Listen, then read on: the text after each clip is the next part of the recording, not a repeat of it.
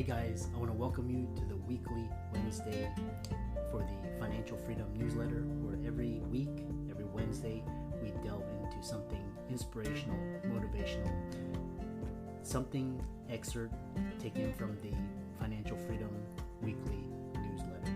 Wherever you are, if you're listening on Spotify, on iTunes, Google, be sure to click the like, subscribe, share, comment. And without ado, let's get into the show. Hey guys, welcome to this week's podcast episode.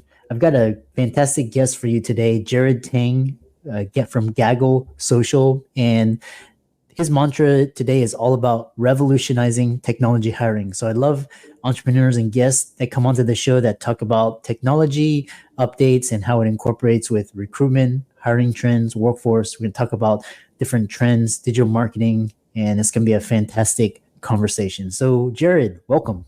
Thanks so much for having me, Chris. I'll kind of talk about your backstory and how you got started, and we'll delve right into it. Sure. So like mentioned before, my name is Jared. I'm from New York. I'm CEO and co-founder of Gaggle Social.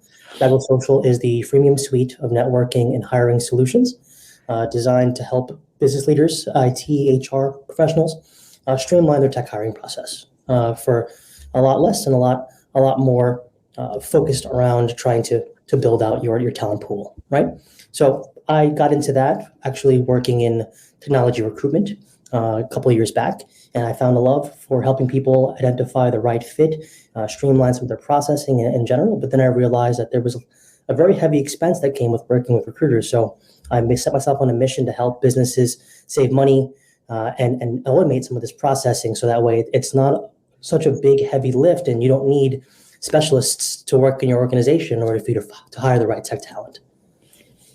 Yeah, I love that. And, we'll dive right into it because I love talking to people on the cutting edge. So kind of talk about, I'm always interested in hearing trends. So what is hiring trend and what are workforce trends? I'm really excited to hear about this aspect.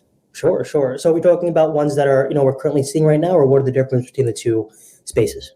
Well, what trends are you seeing in hiring? What trends are you seeing in the workforce?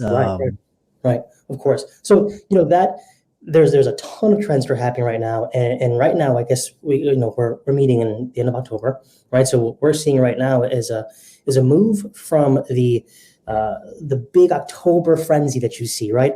And there's going to be, intermittent hiring in between this until the beginning of Q1. But realistic, what that really looks like is that technology jobs are going to start to slow down just a little bit, right? And that's because people are going to start going on vacation. There's going to be already hitting budgets and whatnot, right? But on a global scale, one of the bigger problems that people are facing is a consistent, schedule of layoffs that are happening across very large corporations to very small organizations. And that's really taking apart, that's really because of people taking apart some of the focus on trying to improve operations, overstaffing, sometimes even understaffing, and not being able to hit some of those margins, and then having to reduce your staff even more, right? So, that is a very large frenzy of time that we're seeing. And then on top of that, we're also seeing a little bit of an interesting shift where the candidates are really the king now of the market, right? They're deciding what they want to do, where they want to go, and they're okay with being without work for a little bit. And obviously there's that frustration, that fear that, I don't have a job, what's going to happen? But people are taking that leap of faith. People are going ahead and they're saying, this is not right for me. I don't like working at this organization. I don't like the way they treat me, or I don't like what I'm getting paid. So I'm going to play hardball and I'm going to stick to my guns. If I tell them I'm going to leave, I'm going to leave. And they do. And then they're up looking for jobs. And you know what? It's a market where there are so many opportunities out there. And for the right people, the right fit, it'll be fairly easy to find jobs. And then on the other side, for people who are having a little bit of a tougher time, that's what platforms like myself are for. Those really high-level professionals that need to find opportunities, and those very high-level and highly popular jobs like Salesforce admins or developers that are sometimes getting 400 to 500 applications a process, right? So we're seeing a very interesting conundrum and shift in the paradigm. Yeah, it's quite interesting. And, I wrote a blog post about this, how the internet unlocked, billions of value. And, you had all these like social media platforms allowing people to showcase their talent, their brands, Fiverr, Upwork, it can be a social media, thought leadership. You can create a blog, a lot of different ways to generate revenue now. And, now when I speak to colleges, a lot of them, I'm like, are you going to be an entrepreneur? Are you going to work for a company? Because that idea of starting a company is now a reality for a lot of people. Sure. It's not just tied to a few. It's a lot of people are considering just creating their own culture, and they don't, like you said, they don't want to work for somebody that like they don't resonate with, and just for the paycheck. So which brings us to this next question is you also talk about how technology hiring is evolving. I'm really curious about that. Yeah. So you know what?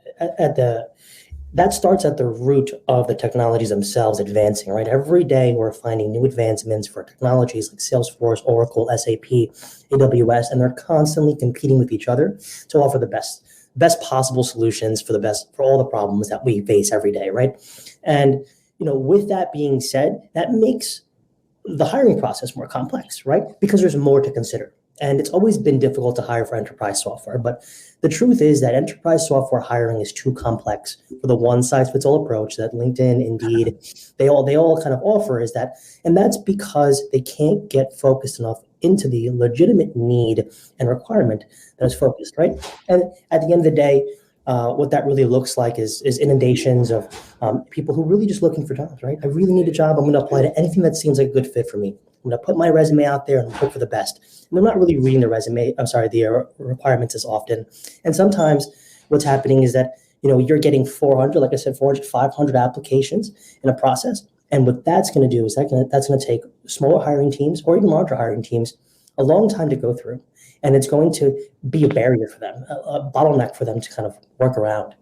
And the way we're revolutionizing that is we're actually helping businesses make 85% more manageable shortlists through skills-based matchmaking, right? So you go ahead and try to apply to your job. Someone tries to go ahead and try to apply your job. What they end up finding is that if they don't have the proper skills in their skills matrix, which is a big feature of ours, they won't be able to apply to the role effectively unless they go ahead and they edit or change that publicly available document, right? And realistically speaking, that skills matrix also helps shorten the skills evaluation time by up to 73.2% faster than our competitors as well. So we're seeing faster evaluation of skills. And then we're seeing shorter, more manageable shortlists because what we're basically saying is that, hey, listen, this is an uphill battle for you to take anyway. Don't waste your time applying for the role. It's not going to be a good fit. But if it is a good fit, go ahead and edit, go jump into that shortlist and see what you can do. And that's a big piece to the puzzle here, and that's helping businesses save up to 30% or so on their entire hiring process, which in turn, time is money. So that saves them even more money on top of that. So, we're really working very hard to ensure that we're able to kind of hit it from both angles so we can kind of make it so that way it almost acts as a funnel, right? Where, we're able to get away from some of the pre-vetting and the pre-screening early on for you. And then we can actually make that review process even simpler again. And then on top of that, you walk away with, instead of 400, you're going to walk away with maybe 40 to 50 high quality applicants that are actually right for your role, right? And on top of that, we also offer an array of different free posting options as well as anti-biased talent management. So that way, EOE, employment's easier. And on top of that, it also saves you money as well, right? Because you're only, through that anti-bias talent management, you're only going to pay for applicants at a lower rate. We're looking at anywhere between $1 and $6 to unlock those candidates and kind of remove that bias, right? You're not going to worry about their culture, their race, their gender. There's no subconscious issues that you may have to worry about where you may not even be aware that you have some of these biases, but you may be overlooking candidates to things that you're just not sure about. So on top of that, you're only paying for what you want to see, right? And we've seen that, hiring processes through us are taking anywhere between $6, all the way up to about, $40, which is still significantly less than the average hiring process in general. Yeah, really. And then the next question is, this idea of the use of, this conversation would be amiss without mentioning AI and how companies are using AI to hire either profiles or personality tests, kind of screening through resumes, application. What are you seeing there, and how is Gaggle using AI? Absolutely, absolutely. So what we're seeing there is that AI has evolved drastically, right? And at the end of the day, ATS systems were always kind of using a form of machine learning or AI in their processing, which would pretty much allow you to operate with keywords, right? And those keywords would basically go ahead and say, this is what you're looking for, right? And then this is what this applicant has keyword here. So if you're missing that, a lot of times candidates will be overlooked. And that's a bit of an issue, right? Because you have really high quality candidates who just may have not written, something like NetSuite Advanced Financials in their resume, but you overlook them, and they're now going to be put into the do not look at pile. They've already been pre-vetted for you, but they're missing a very key component to the fact is that they actually do have that skill, right? What we're seeing from AI now is it's becoming more powerful. That's getting a little bit more inferred. They're able to collect data off of these databases and then pretty much condense that into its own small, like micro cloud, I guess you can call it in some fashion, and say, this is what we're expecting somebody to have. These are the keywords, and then the AI will match secondary keywords related to that, and then be able to provide you with that information quickly, right? So it's awesome. It's really interesting concepting, and we're seeing the ATS systems evolve every day in the HRIS systems. What we're doing is that we're looking to we're implementing AI right now, actually, and we're looking to actually emulate that processing so that the companies who don't have access to ATS systems, who are maybe smaller businesses, can actually use Gaggle Social as a pseudo ATS system, right? And be able to operate in that same build.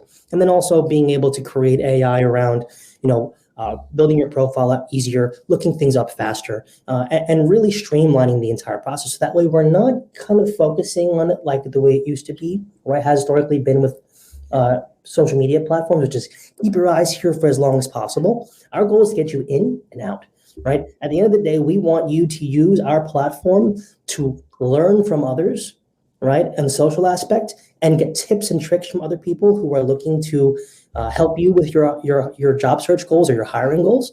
And then once you've fulfilled that need, you go help others, right? Not you stick around to kind of look at it like professional Facebook or something like that afterwards.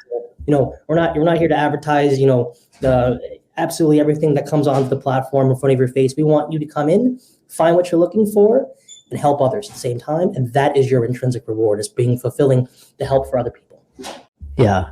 The other question is, talking about, because, in the past when you were hiring is like, everybody was talking about fit, get the right fit. But then people could like slide under the door, kind of like, have, double face. And so when you talk about selection errors, what are they and how do they pose threats to your business? Sure. So selection errors are very serious. Selection errors are, in definition, they are pretty much somebody who looked like you just said, a good fit, but ended up not being quite exactly that. And that poses a huge threat to a business in that you're going to spend resources and time and as well as money hiring this person, going through the entire hiring process, reviewing every applicant, having interviews, they squeak through and they make it in, and then you find out from the very beginning that they actually never had any of the skills that they had kind of portrayed that they did, right? And in many cases, that has a lot to do with dishonesty. But what's going to happen is you're not going to catch on to that probably for about a month, sometimes 2 months afterwards. And what that really, really looks like, and the hardest part about that is that not only did you spend all that time and money and effort, but now you spent time, money, effort training them. And then you got them acclimated to other people. So people got used to them. So now you've created a bit of a culture change as well, because you introduce something new. People start to change. People start to adapt to the environment. So you're on multiple levels. You've actually hurt your business drastically. And then on top of that, now you got to hire somebody else who could fill that role effectively, right? You can't call the candidates that you pretty much just recently sent a rejection letter to, unfortunately, because they're going to be like, well, what am I, a second choice? So they're not going to be good because candidates right now are king, like I said, right? But what you end up risking at the end of the day is a hit to your culture, hit to your pocket, hit to your time, and hit your deadlines. Yeah, I was reading somewhere like every wrong hire is like $1 million mistake, just kind of in terms of time, productivity, morale as well. The wrong hire can really mess things up. And what's really interesting is this idea, okay, basically, even after COVID restrictions have been lifted, how is COVID still affecting the workplace? Sure. So, with COVID restrictions being lifted and no longer needing masks, what I've really seen the biggest hit on is people having to return now to the office, right? And with that return back to the office, people got used to being from home and having that luxury of saying, during lunchtime, I'm going to go pick up my my groceries, or during I don't have to worry about cramming all of my chores or tasks into a Sunday. I can do it throughout the week. And so when you get them back into the office now, realistically, what you're going to face is you're going to face a lot of rebellion there.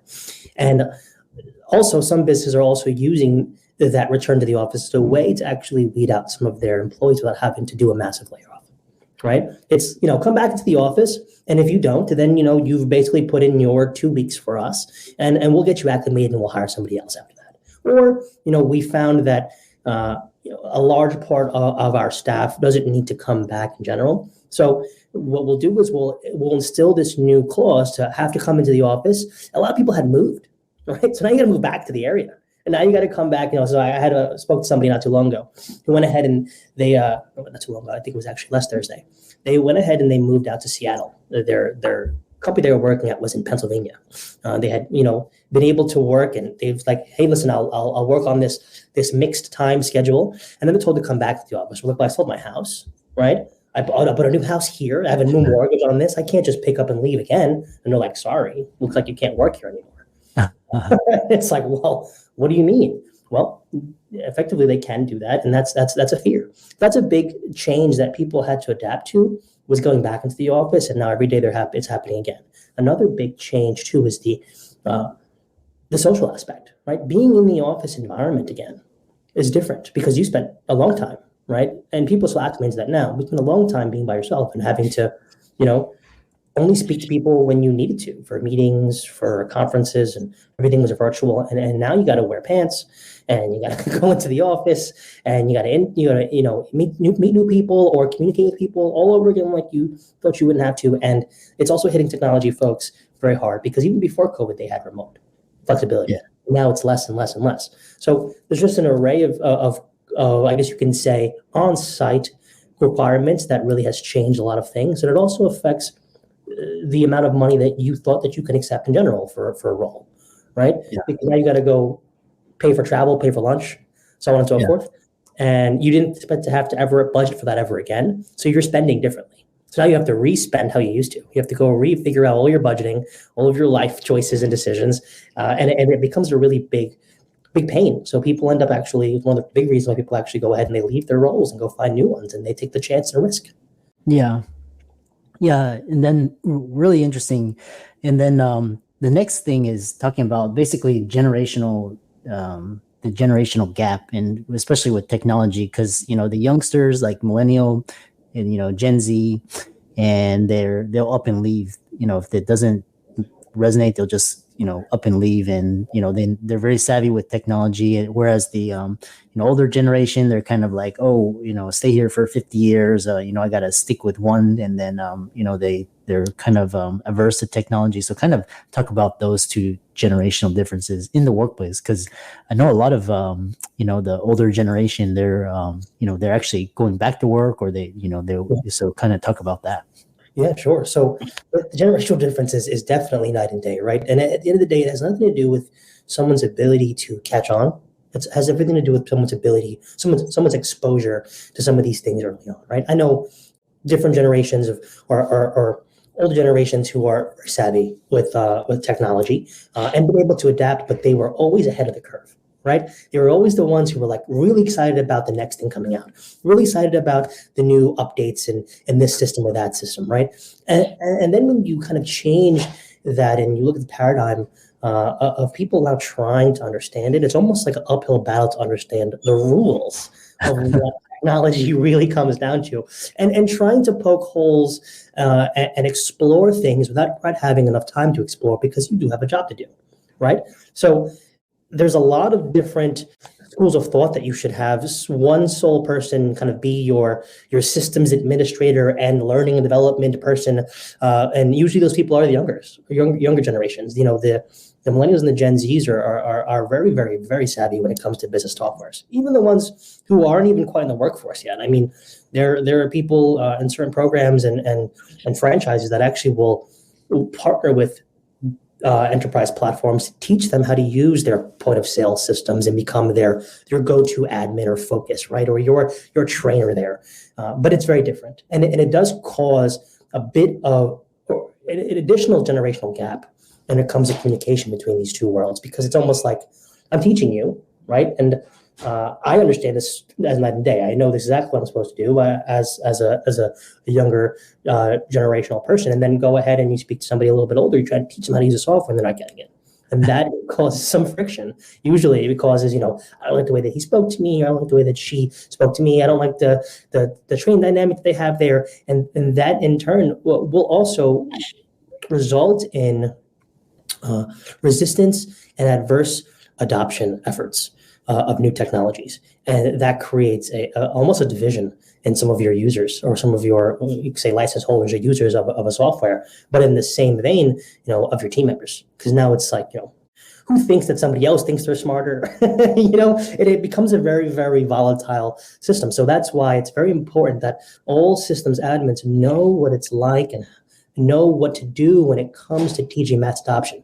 One of our advisory board members, Janine, just actually was speaking at, I think it was Florida Dreamin', and she spoke a lot about that on top of that, as well as another one of our advisory board members knows a lot about that. His name's Eric Treshfield. So these are very, very high level professionals who have great schools of thoughts on teaching people how to adopt softwares, how to understand them, and even how to make it fun to work with them, even if you're not familiar with them. Yeah. Yeah, it's quite interesting because what your response brings back, because I did healthcare consulting for, quite a while. And then it's like, there's like this, especially with the electronic health records and, like the younger generation, like the younger, like in their 20s and 30s, they, you just kind of, once like they get it, and then kind of the older generation, because they were so used to paper charts and handwriting, and basically nurses knew what, and then so they really struggled with because I'm an ex-ennial, so I can speak two different generational languages, so I was able to help them, but I could definitely see like the big generational differences in the workplace, et cetera. So, and then I was always forcing myself to learn technology, because for example, like ChatGPT or AI, if you don't learn that now, you are going to be SOL as a company. That's why I was asking you AI, because a lot of my guests I've asked about AI, they're like, oh, we don't use AI in our business, and so they're gonna really struggle. It's interesting because it's going to touch everything, right? I mean, even the EHRS systems, like, if you're talking about being in the medical field, I mean, things like Epic are starting to figure out, what do we need to do in order for us to put ChatGPT in our businesses, right? What can we do to ensure that, we can even streamline HIPAA compliance? That's so crazy to believe, right? AI is kind of a technology coming in to saying, hey, listen, we're governing your ability to move documents from place to place and so on and so forth. And we're gonna cut down on our HIPAA compliance, really come down on you through AI. It's like, whoa, that was very, very manual processing for a long time. Interesting. Yeah, I really enjoyed this conversation. How can people contact you, follow you on social, check out the work that Gaggle Social is doing, and reach out to you, etc.? Absolutely. So you can reach me on LinkedIn, right? It's just Jared Tang, and you can find me also you can find Gaggle Social on LinkedIn as well, and you can find Gaggle Social at www.gagglesocial.com, where you can actually sign up for free and peruse our platform and learn a little bit more about what we've got built, what we're building in there. We're going to be actually launching some new innovations over the coming months as well. So very excited for everyone to see what we've got working on and what we're working on now. Yeah. And for all the audience out there, let's thank Jared for coming on. Really smart individual, and all of his resources will be in the links and show notes. Be sure to check him out. And with that, thanks so much for coming out to the podcast. Absolutely. Thanks so much for having me, Dr. Kurtz. Appreciate it.